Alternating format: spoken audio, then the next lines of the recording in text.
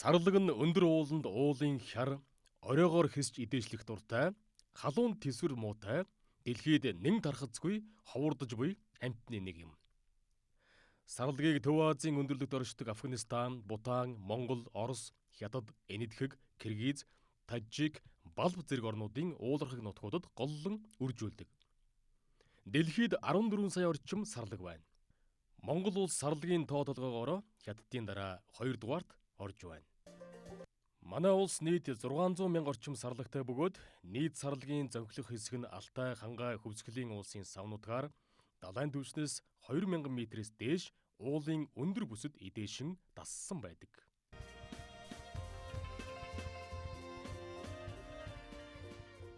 Монгол улсын нийт сарлагийн 90% Хангай болон Баруун бүсийн 7 аймаг буюу Архангай, Баянхонгор, Хөвсгөл, Өвөрхангай, Завхан, Баянүлгий, Ховд аймагуудад үржүүлж байна.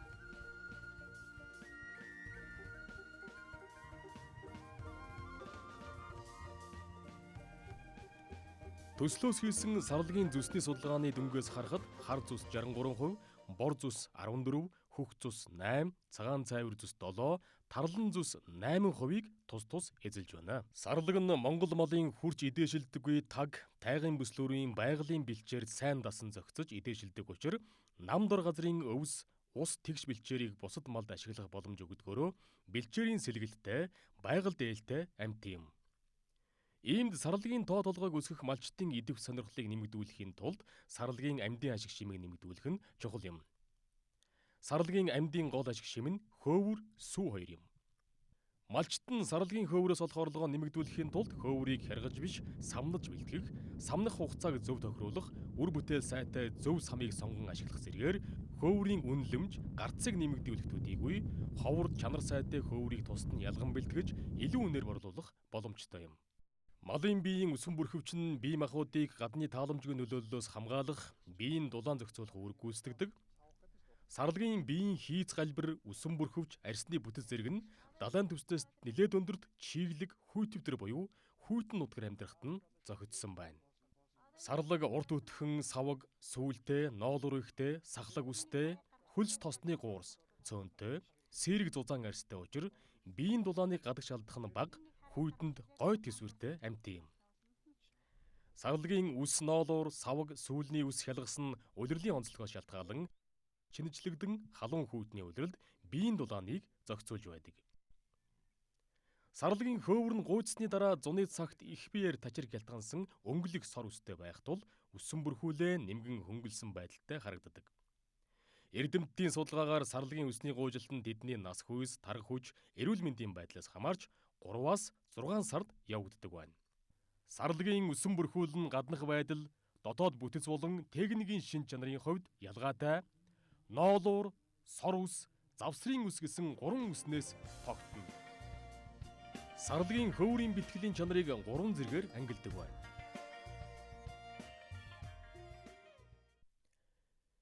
Бие махбодын физиологийн үйл ажиллагаа гадаад орчны нөлөөллөөр сарлагийн өсөн бүрхүүлийн хамгийн нарийн зөөлөн ноолуурын үс нь эхлээд хөөрдөг байна. Иймд зөөлөн ноолуур үс хөөрч эхлэх нийт их биеийг хамрах байдлыг малчин хүн гярхаа ажиглах хэрэгтэй. Хөөрөөд удвал самнах хугацаа хэтэрж ноолуур гадны механик үйлчилгээгээр гээгдэж малчны жилийн хөдөлмөрийн үр ашиг буурахад хүрнэ. Сарлагийг самнахдаа ногт, уяа, бэхэлгээний шон, хашаа, зориулалтын сам, шуудай, дэвсгэр зэргийг ашиглана.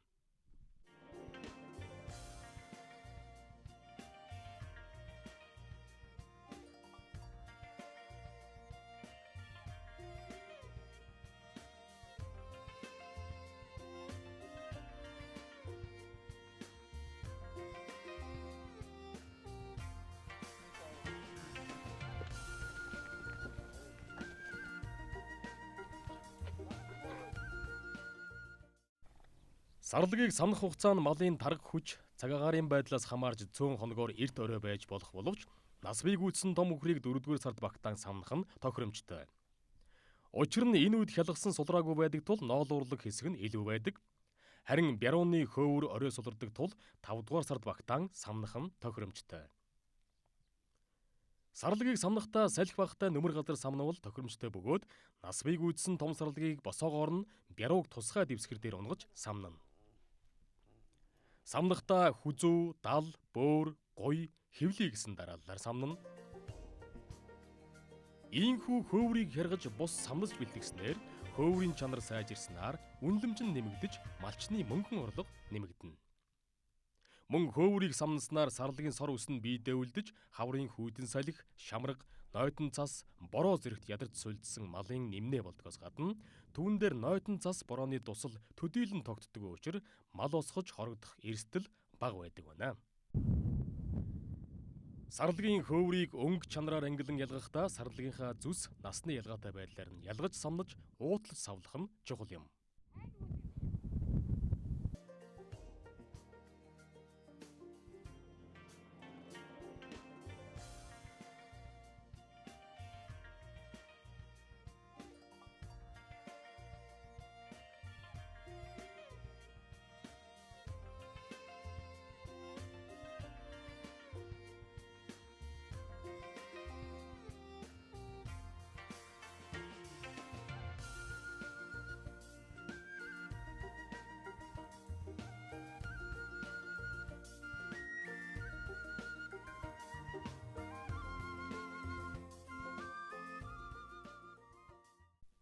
Түүхийн эдийн чанарын гол үзүүлэлтийн нэг бол ширхэгтийн голчим. Сарлагын нас ахих тусам хөөврийн ширхэгтийн голч бүдүүрч ширхэгтийн урт богиносдог байна. Иймд хамгийн нарийн бөгөөд урт дээд чанарын хөөврийг бага насны сарлагаас бэлтгэх боломжтой юм. Малчт нь хөөврөө бэлтгэхдээ сарлагынхаа зүс насаар ялган бэлтгэж уутлаж савлан хоршоондоо нийлүүлэх нь чухал юм. Малчтын бэлтгэсэн хөөврийг хоршоо хүлээн авч бүртгэх бөгөөд хоршоо анхан шатны ялгалт хийж савлан хаяг шошгоо хадаж үйлдвэрт нийлүүлнэ. Ногоон алт төслийн маркетингийн бүрэлдэхүүн хэсгийн хүрээнд малчтын хоршоод боловсруулах үйлдвэрүүдийн хоорондын хамтын ажиллагааны эхлэл тавигдаж дундын зуучлаггүйгээр сарлагын хөөврийг боловсруулах үйлдвэрт шууд нийлүүлж байна. Үүний үр дүнд урд нь ченжийн халаасанд ордог байсан түүхийн эдийн үнийн зөрүү малчтад очих боллоо. Сарлагын баруунаас 400-аас 450 г, шүтлэнгээс 700-аас 750 г, нас гүйцсэн сарлагаас 400-аас 500 г, бухнаас 700 г хөөвөр гардаг байна. Нэг сарлагаас дунджаар 500 г хөөвөр гарна гэж тооцвол жилдээ улсын хэмжээгээр 240 орчим тонн хөөвөр бэлтгэх нөөц байгаа боловч өнөөгийн байдлаар 30-аас 40%-ийг нь л бэлтгэдэг байна. Эндээс тооцож үзэхэд жилдээ 180 орчим тонн хөөврөө бэлтгэхгүй байгаа буюу 2 тэрбум гаруй төгрөгийн орлого олох боломжоо алдаж байна. Нөгөө талд сарлагын хөөврөөр бүтээгдэхүүн үйлдвэрлэгчид шаардлагатай түүхийн эдээр дутагдж байна. Иймд үйлдвэрлэгчдийн эрэлтийг хангах үйс тэдний чанарын шаардлагад нийцсэн сарлагын хөөврийн хэмжээг нэмэгдүүлэх шаардлагатай байна. Малчт нь үйлдвэрлэлийн хэрэгцээ шаардлагад нийцсэн чанартай түүхийн эдийг бэлтгэхийн төлөө эрмэлздэг байх. Үйлдвэрлэгчид нь чанартай түүхийн эдэд илүү үнийг төлдөг байж гэмээн харилцан ашигтай ажиллах боломжтой юм. Сарлагын хөөврийг хавар хөөрөх үед нь хяргах юм уу самнах аргаар бэлтгэдэг хэдий ч самнаж бэлтгэсэн гарц өндөртэй ширхгийн урт харьцангуй илүү байдаг. Боловсруулах үйлдвэрт малчтын гар дээрээс бэлтгэгдэн ирсэн хөөвөр нь ангилан ялгах, угаах, хялгас ялгах, ээрих, сүлжих, оёх, гүйцэтгэн боловсруулах дамжлагуудаар дамжин эдсийн бэлэн бүтээгдэхүүн болж хэрэглэгчдийн гарт очдог. Хөөвөр нь уян зөөлөн чанараараа ямааны ноолуурын дараа ордог үнэт түүхийн эд юм. Сарлагын хөөврөөр үйлдвэрлэсэн бүтээгдэхүүн нь дулаан хадгалах, эскээрэл тэсвэрлэх чадвараар ямааны ноолуурын бүтээгдэхүүнээс илүү юм. Агаарын солилцоо сайтай уян зөөлөн бүтээгдэхүүн учир өмсч эдлэхэд нэн тааламжтай сэтгэгдлийг төрүүлдэг. Үүнээсээ шалтгаалаад олон улсын зах зээл дээр нэр хүндтэй бүтээгдэхүүн болох магадaltaй байгаа юм а. Малчин та сарлаг самнах хугацаагаа баримтлан сарлагаа зориулалтын самаар самнаж өнгө болон насаар ангилан сайн чанарын хөөврийг бэлтгэснээр өөрийн орлогоо нэмэгдүүлэх боломжтой төдийгүй дэлхийн зах зээлд өрсөлдөх үйс бүтээгдэхүүнийг үйлдвэрлэхэд хувь нэмрээ оруулах юм.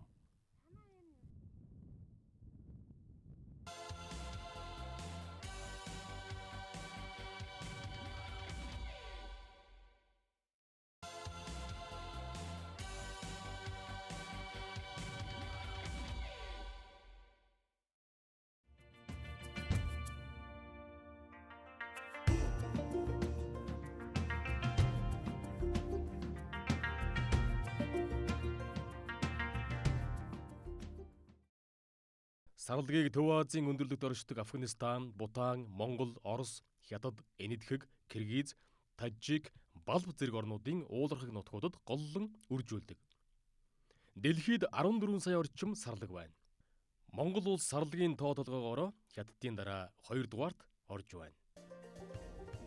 Манай улс нийт 600 мянга орчим сарлагтай бөгөөд нийт сарлагын зөнхлөх хэсэг нь Алтай, Хангай, Хөвсгөлийн уулсын савнуудаар далайн түвшнээс 2000 м-ээс дээш уулын өндөр бүсэд эдээшин дассан байдаг. Монгол улсын нийт сарлагын 90% Хангай болон Баруун бүсийн 7 аймагт үржүүлж байна. Швейцарын хөгжлийн агентлагийн ногоон алт төсөл нь Архангай, Баян хонгор, Завхан, Баян өлгий, Ховд, Овс, Говьалтай аймагуудад сарлагын хөөврийн нэмэгдсэн өртгийн сүлжээг хөгжүүлэхээр ажиллаж байна. Төслөөс хийсэн сарлагын зүсний судалгааны дүнгээс харахад хар зүс 63%, бор зүс 14%, хөх зүс 8%, цагаан цайвар зүс 7%, тарлан зүс 8%-ийг тус тус эзэлж байна. Сарлаг нь Монгол малын хурж идээшилдэггүй таг, тайгын бүслүүрийн байгалийн бэлчээр сайн дасан зохицож идээшилдэг учраас нам дор газрын өвс, ус тэгш бэлчээрийг бусад малд ашиглах боломж өгдөгөөрөө бэлчээрийн сэлгэлттэй, байгаль дээлтэй амьт юм. Сарлаг урт өтгөн, саваг, сүүлтэй, ноолур ихтэй, сахлаг үстэй, хөлс тосны гуурс, цөөнтэй, сэрэг зузаан арьстай учир биеийн дулааныг гадагш алдах нь бага, хүйдэнд гой төсвөртэй амьт юм. Сарлагын үс ноолуур, саваг, сүүлний үс хялгас нь улирлын онцлогоос шалтгаалan шинэчлэгдэн халуун хүйтний улиралд биеийн дулааныг зохицуулж байдаг. Эрдэмтдийн судалгаагаар сарлагын үсний гуйжилтанд тэдний нас хүйс, тарга хүч, эрүүл мэндийн байдлаас хамаарч 3-аас 6 сард явагддаг байна. Сарлагын хөөвөр нь гуйцсны дараа зуны цагт их биеэр тачир хялтгансан өнгөлөг сор үстэй байх тул өссөн бүрхүүлээ нэмгэн хөнгөлсөн байдалтай харагддаг. Бие махбодын физиологийн үйл ажиллагаа гадаад орчны нөлөөллөөр сарлагын өсөн бүрхүүлийн хамгийн нарийн зөөлөн ноолуурын үс нь эхлээд хөөрдөг байна. Сарлагыг самнах хугацаа нь малын тарга хүч, цаг агаарын байдлаас хамаарж цөөн хоногоор эрт орой байж болох боловч нас бий гүйцсэн том үхрийг 4-р сард багтаан самнах нь тохиромжтой. Учир нь энэ үед хялгасан сулраагүй байдаг тул ноолуурлаг хэсэг нь илүү байдаг. Харин бярууны хөөвөр орой сулардаг тул 5-р сард багтаан самнах нь тохиромжтой. Сарлагыг самнахдаа салхи багтай нөмөр газар самнавал тохиромжтой бөгөөд нас бий гүйцсэн том сарлагыг босоогоор нь бярууг тусгай дэвсгэр дээр унгаж самнана. Самнахдаа хүзүү, дал, бөөр, гуй, хэвлий гэсэн дараалалаар самнана. Сарлагыг самнахдаа үсний ширхэгтийг нь дагуулan самнах бөгөөд хэтих дарж самнавал малын арьс гэмтдэг байна. Сарлагын хөөврийн бэлтгэлийн чанарыг дээд, 1, 2 дугаар зэрэг гэж ангилдаг. Сарлагын нас ахих тусам хөөврийн ширхэгтийн голж бүдүүрч ширхэгтийн урт богиносно. Иймд хамгийн нарийн бөгөөд урт дээд чанарын хөөврийг бага насны сарлагаас бэлтгэх боломжтой юм.